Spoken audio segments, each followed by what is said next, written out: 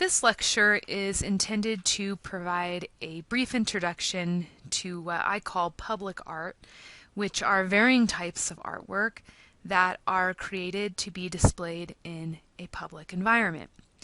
Now, part of what contributed to the emergence of public art was a decisive shift that occurred in the 1960s.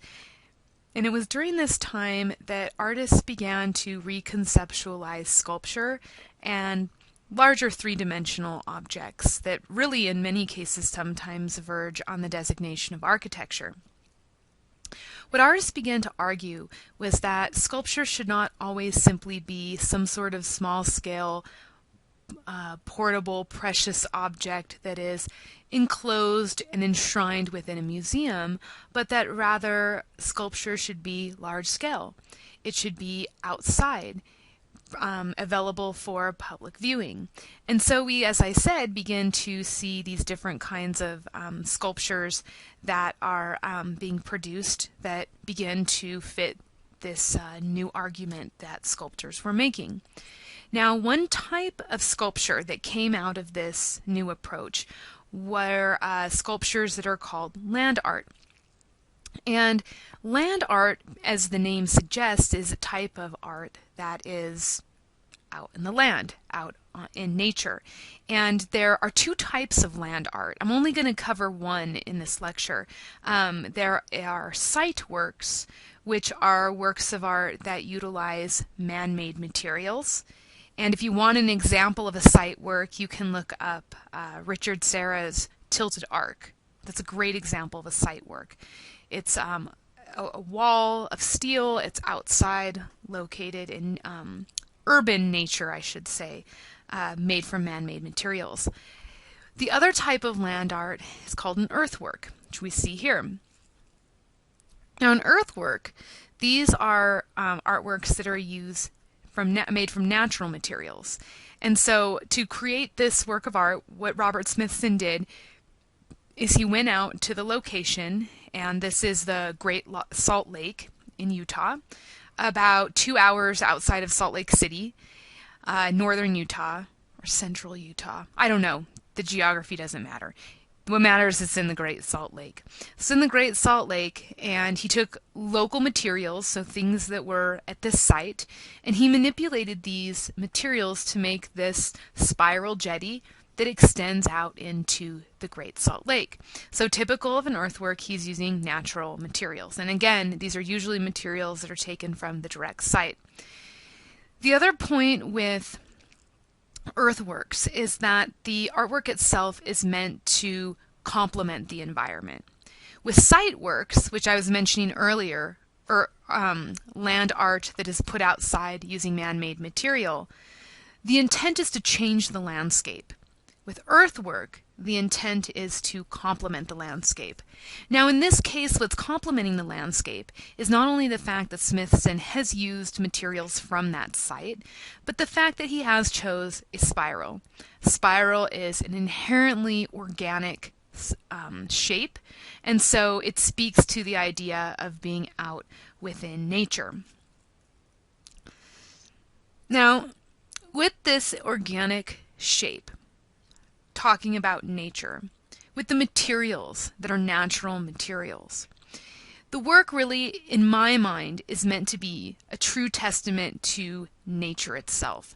Not only nature in its forms, like again the common natural shape of the spiral, but also things like the transience of nature, the fact that nature is always changing, that there are few aspects of nature that are truly permanent.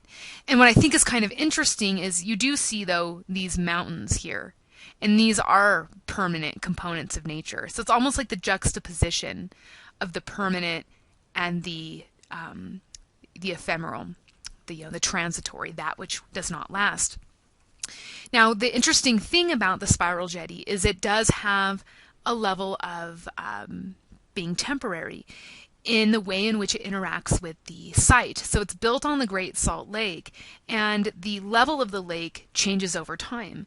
So there are times when this lake, or when this jetty, is completely submerged under the lake. You cannot walk on it. And it was partially submerged as briefly as about 5 years ago, where you could walk on it, but you would be up to your ankles in the water. Now, at this point, the jetty is more similar to what we're seeing here. Maybe the water's up a little bit higher. You can walk on the jetty. And so the idea is that it changes just as nature changes.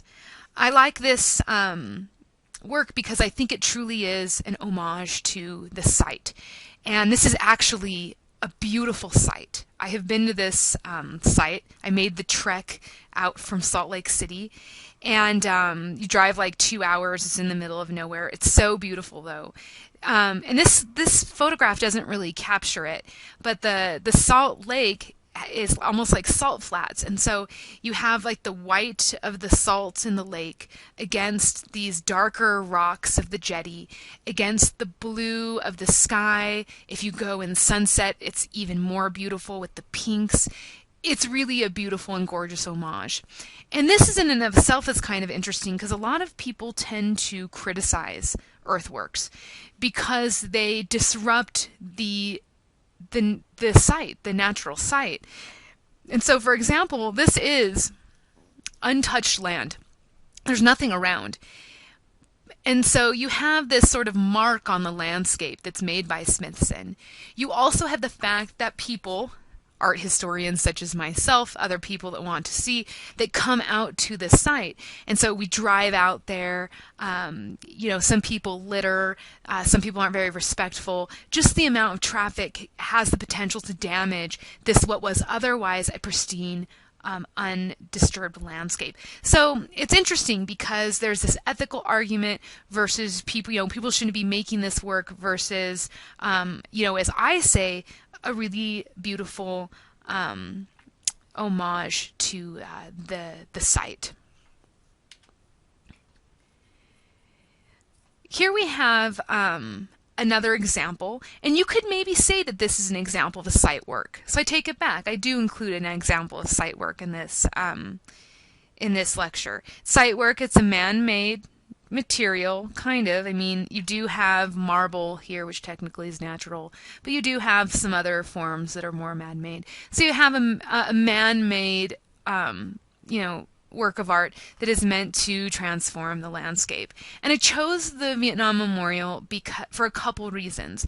I chose it, first of all, because these public memorials are very common. They're a common type of artwork that we all encounter, at some point when we go around in public spaces.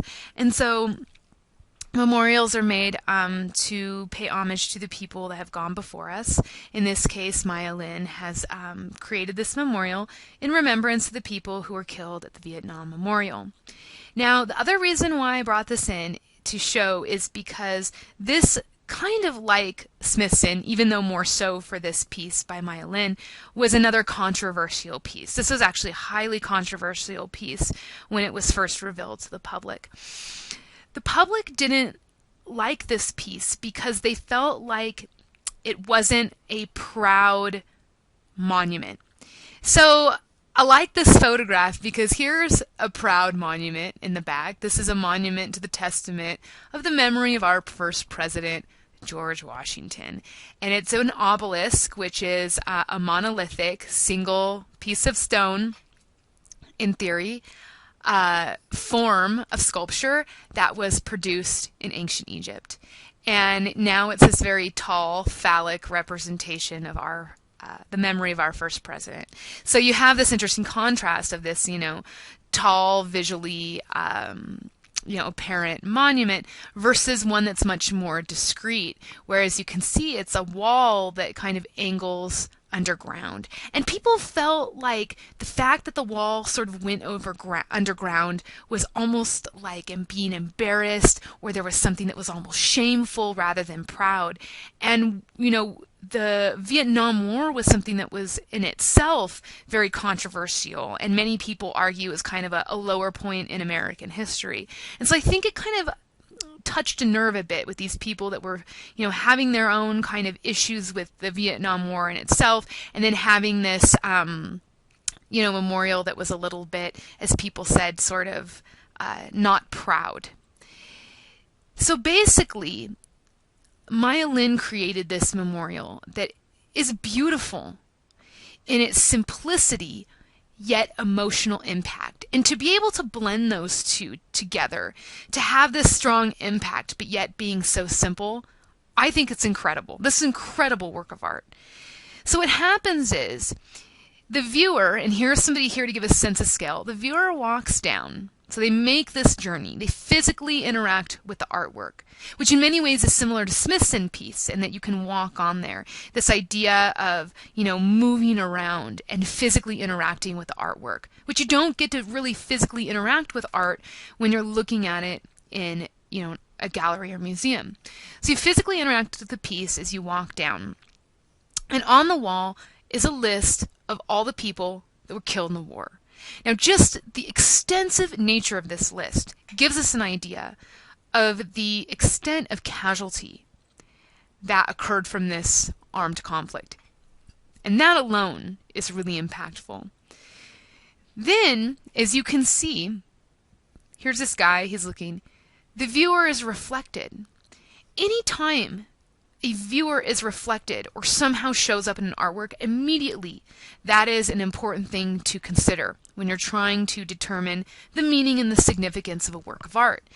Where the viewer becomes part of the experience, they see themselves, and it encourages extended levels of introspection about what they're seeing and how they were affected.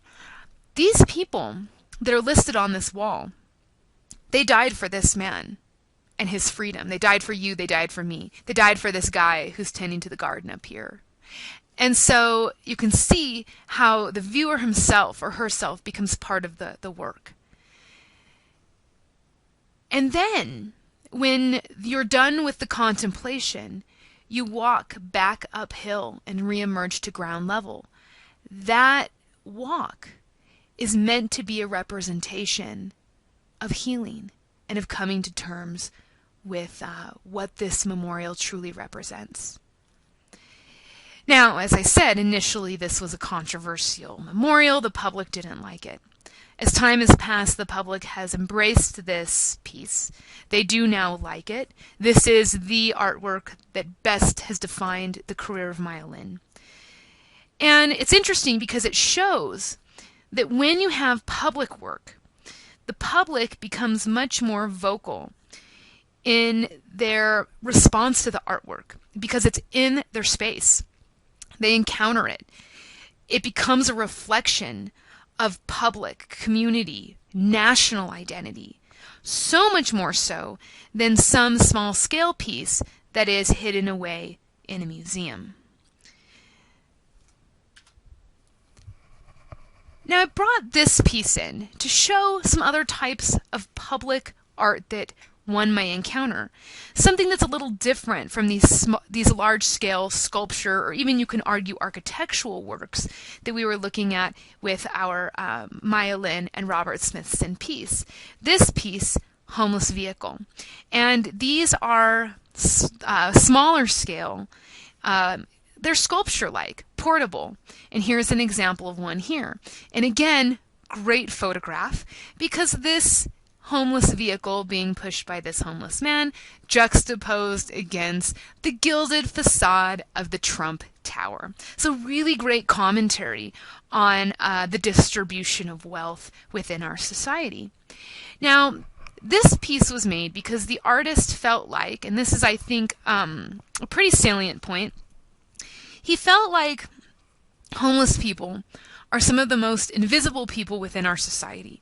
And so he made these vehicles to simultaneously bring visibility to this group of people, to encourage people to truly think about homelessness. What makes someone homeless?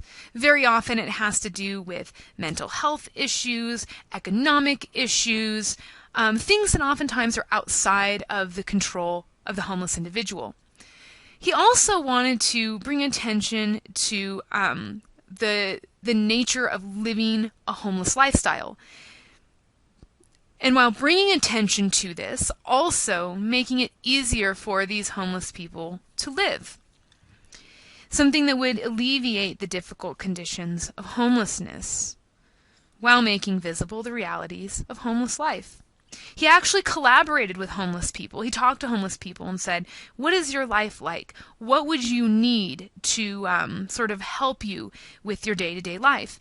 And he based this vehicle on the shopping cart, which many homeless people would utilize to transport their belongings. And the shopping cart is appropriate because it is a receptacle for a limited number of belongings, but it's also an inherently portable object. So homeless people, they need to move around and go from place to place. So he needed to, like the shopping cart, create a vehicle that was based on wheels. Now, he also, though, extended upon this by allowing for these vehicles to achieve multiple functions.